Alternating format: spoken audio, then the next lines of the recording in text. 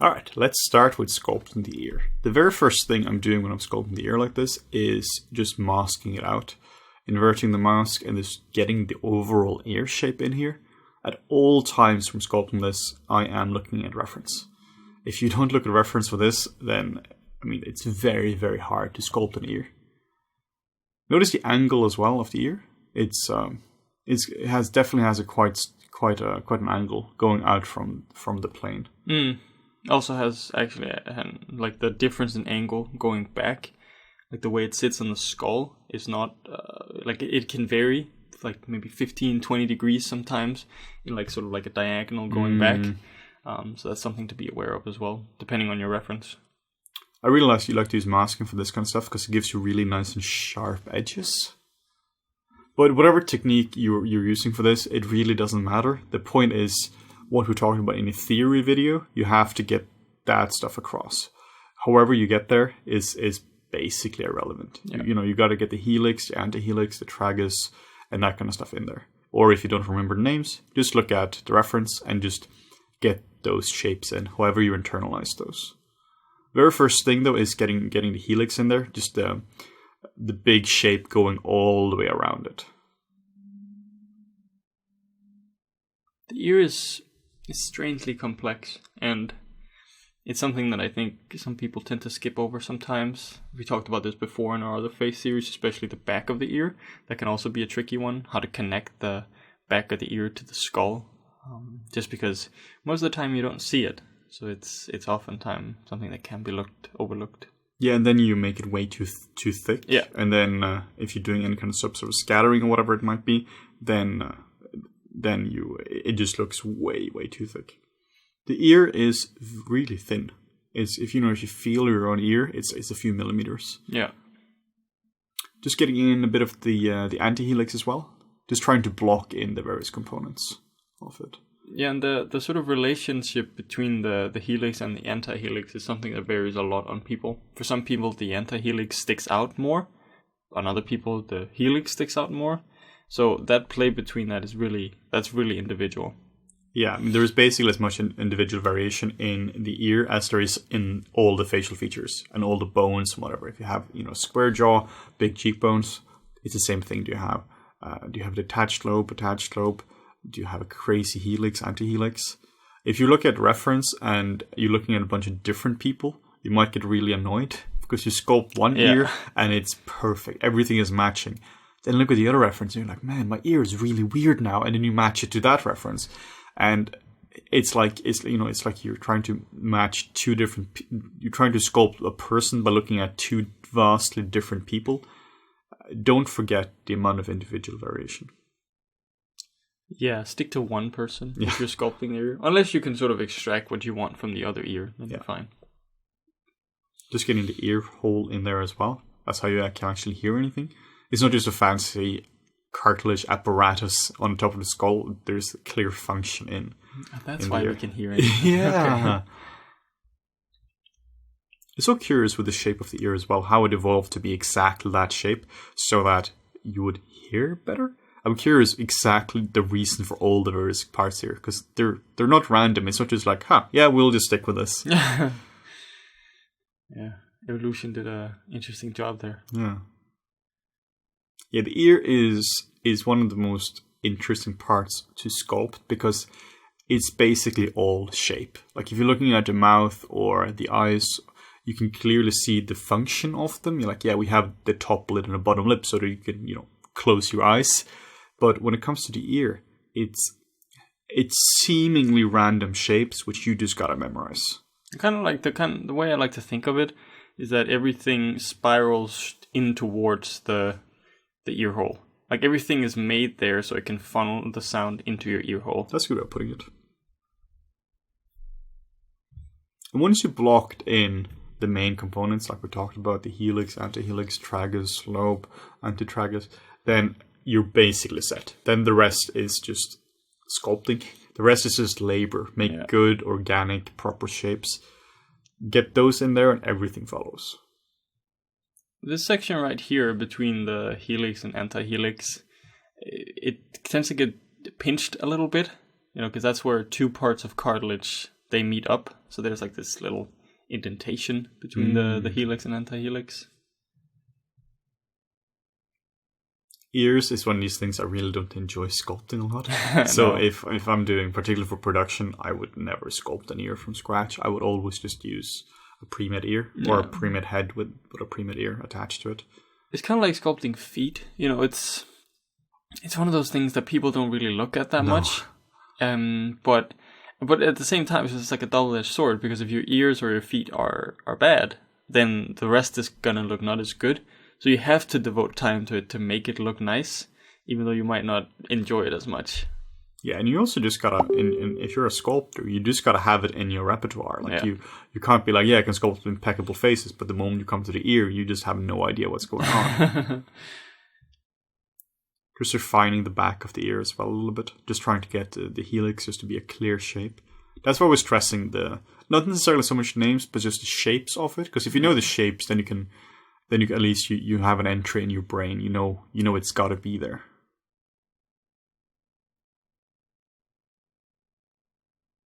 I have the biggest first world issue ever when I'm sculpting ear. I'm like, I want to touch my ear, but I'm wearing headphones. Oh yeah. If only there was a way. If only there was a way to touch my hair, my ears. Yeah, this way that it connects, like we talked about in the anatomy video, is so individual.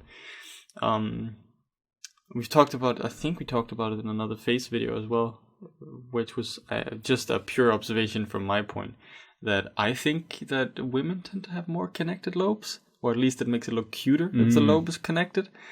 Could be 100% made up, so take that with a grain of salt. That's an important fact. Yeah, one of those. But that at least it's how I feel, that if the lobe is more connected, it feels more female.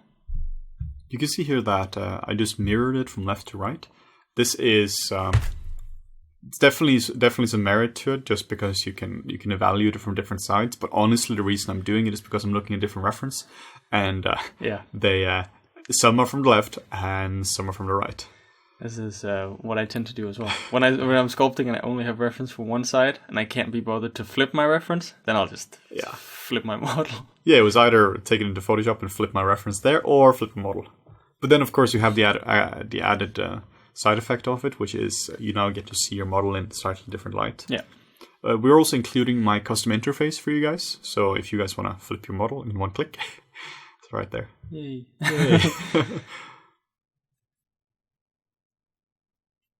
One of the brushes I use the most, actually, when it comes to sculpting the ear is a standard brush. I don't use the standard brush a whole lot in general. I mostly stick to the clay buildup. When it comes to the ear, I really like it because it lends itself very well to specificity. And the ear has just a lot of specificity. There's not a lot of like fatty stuff going on. It's just a lot of very specific shapes which just play with each other. So I use the smooth brush and the standard brush significantly more on this than I do for my regular sculpts.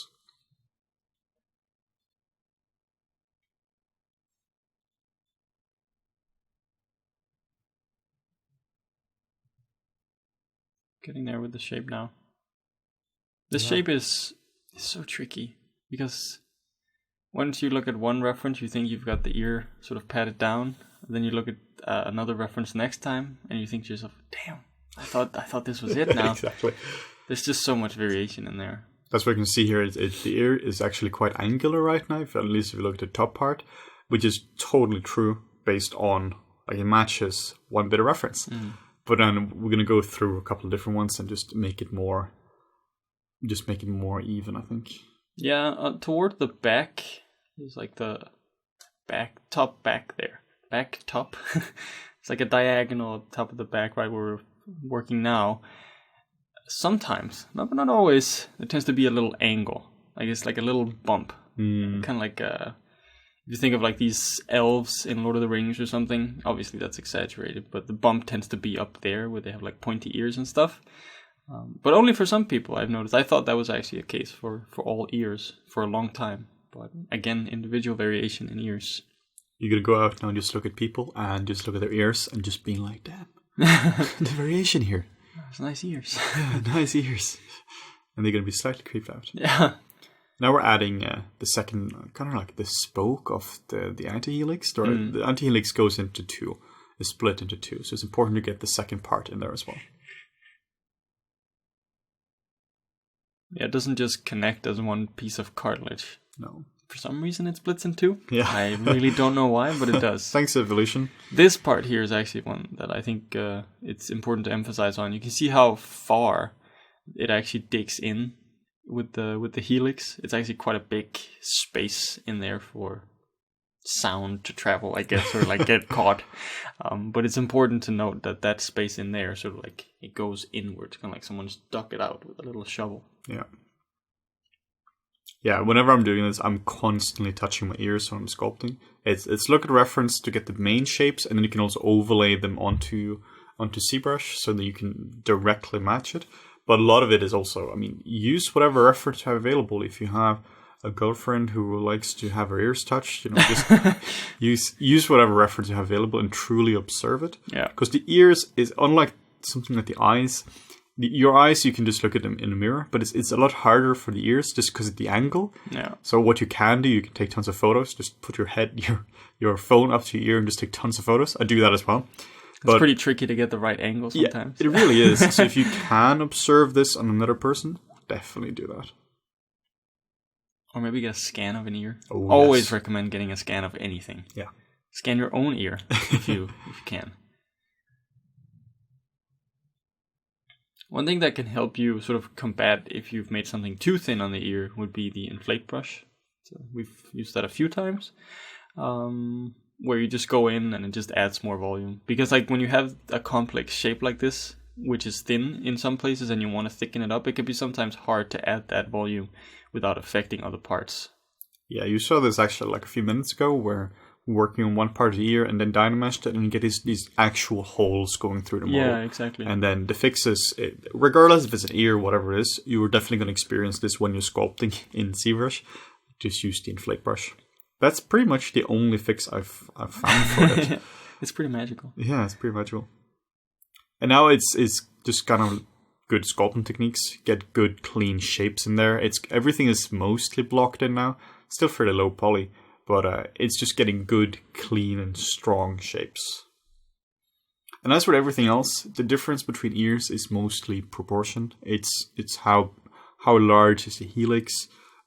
Particularly the anti-helix as well. The helix would be the overall shape of the ear, yeah. But the anti-helixes can sometimes go out like crazy. So from front to you, that the anti-helix would be the part which is the most out. Yeah, it's almost like sometimes it can even look like a giant cylinder sticking out of the ear. Yeah, just because there's so much variation in people.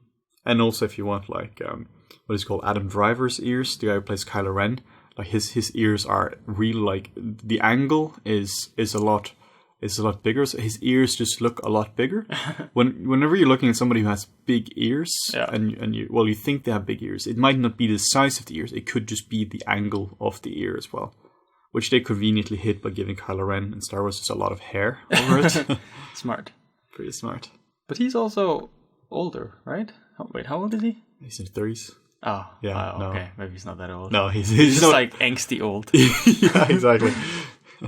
One thing that can also vary here is in terms of men and women, is that a woman's skull tends to be like smaller than a man's skull. I think it was like 1/3 smaller or something like that on average. So it would, naturally the ears tend to be smaller as well. Not saying that they are, they have a tendency to be.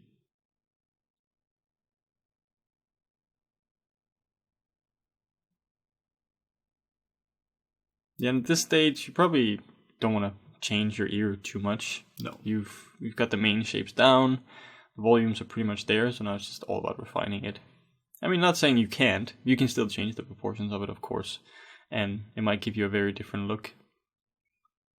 Also, if you know the human ear, then you can basically do anything. If you understand how this works, if you want to do some monster ear or an elvish ear, whatever it might be, then you can do that. Even if you're doing animal ears as well. I mean, yeah, there are definitely differences between a human ear and a cat, but they still have overall might get flack for this, but overall the same patterns. at least if you understand it, you can look at a cat's ear and be like, okay, I can translate my human knowledge into it. My human knowledge. Sounds like you're something you passed down through time to aliens that came to Earth.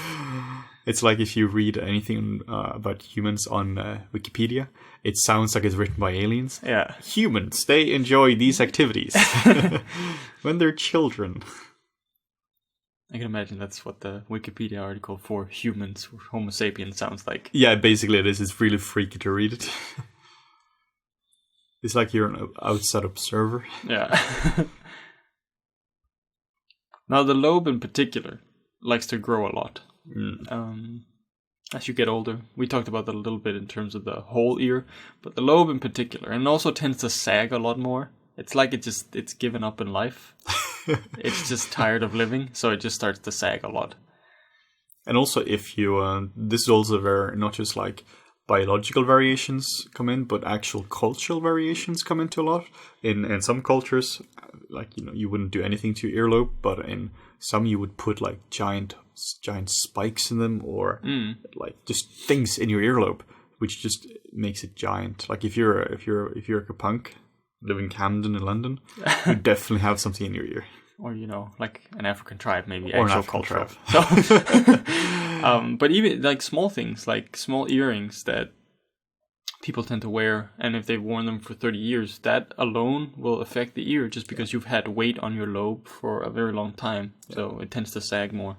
Or if you have earrings in, or you have earrings in general, but you don't have them in right now, you would still just see this little pinch, this little hole there. Yeah. Yeah, that hole never tends to heal completely. No. You can always see an indication of where, you know, scarring is there. Yeah, so the ear, unlike when it comes to the eye, that's mostly just biology, but the ear, there's actually a lot of cultural variations as well.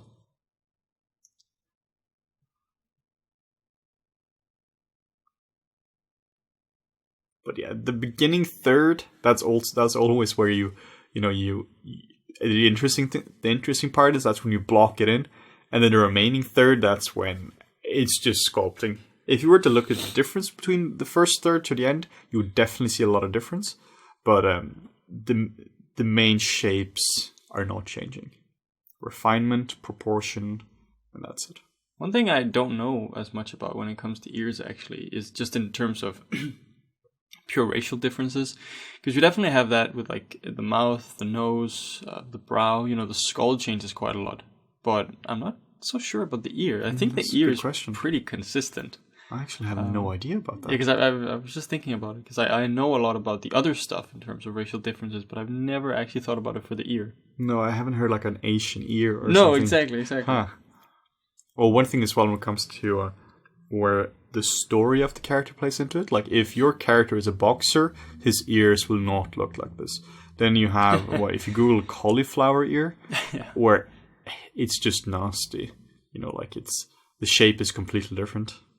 Yeah, it's like with any kind of scarring, you know, when you get a scar, the body produces new tissue and it just sort of goes on top of the old tissue. And if you have that as a repeated thing, you know, with boxers or any kind of fighters, they often get hit on their ears, and it doesn't take a lot to make the ears bleed and break the ears, because they're actually pretty fragile. There's not a lot of support in there. So you just keep exposing them to that. New scarring, and the more scarring you have, the weaker the skin becomes, and so that just starts to build on top of each other. That's why you get these lumps in the ears, especially for boxers. Yeah, it kind of looks like somebody just took the inflate brush and just went crazy, just did one giant stroke on the entire ear. Yeah. So there's a lot of cultural variations between the ears.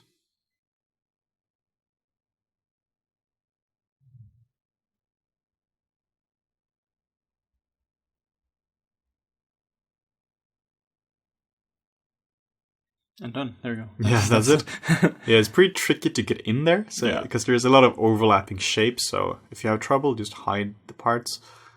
If you were a bit smarter than me, you would have used the lasso.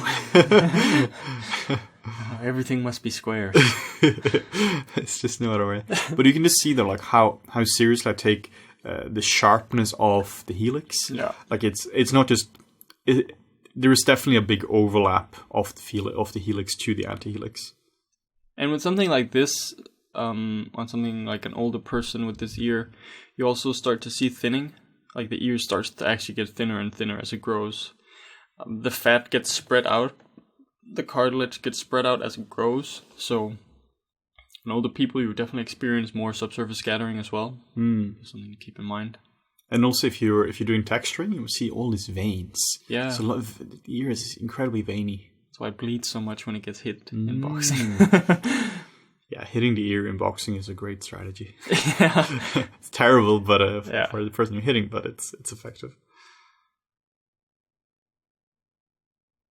One thing to also note for older people is right in front of the tragus, you actually start to have this little wrinkle or a couple wrinkles build up right in front of the ear. It's not visible at all in younger people. I would say for most people, it probably starts to show up at around mid-30s to 40s, something like that. Then you start to see an indication of it. When you're in your 60s and 70s, then you'll definitely have a clear wrinkle there, and that's almost everyone that I've observed that are a little bit older. Yeah, we have a slight indication of it already here.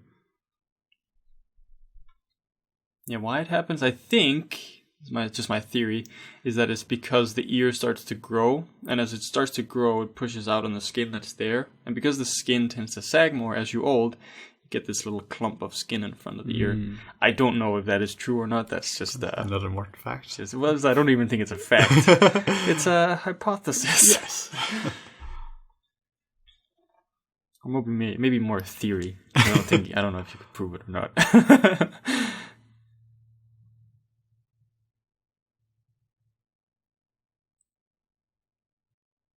So yeah, I mean, this is basically how you go about sculpting an ear. Once you know how to sculpt one ear, you kind of know how to sculpt all ears. You just gotta practice a lot. Yeah, just do like 100 ears. Don't do 100 ears. But, just do a bunch of ears, get exposure to different kinds of variations for different kinds of people, and your ears are going to start looking super crisp, super quick.